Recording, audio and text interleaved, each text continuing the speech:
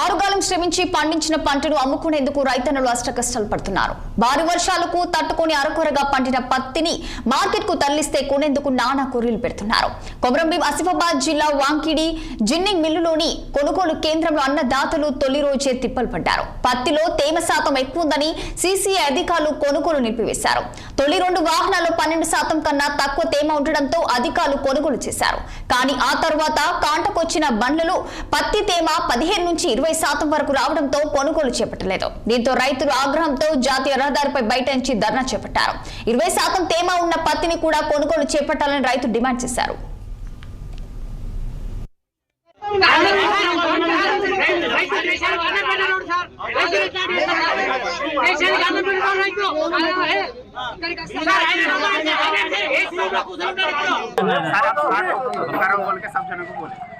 जब एक ही ठीक है साइड అనేది ఇప్పుడు పెట్టేసి ఇప్పుడు ఒక్క బండి కూడా పాస్ కాదు.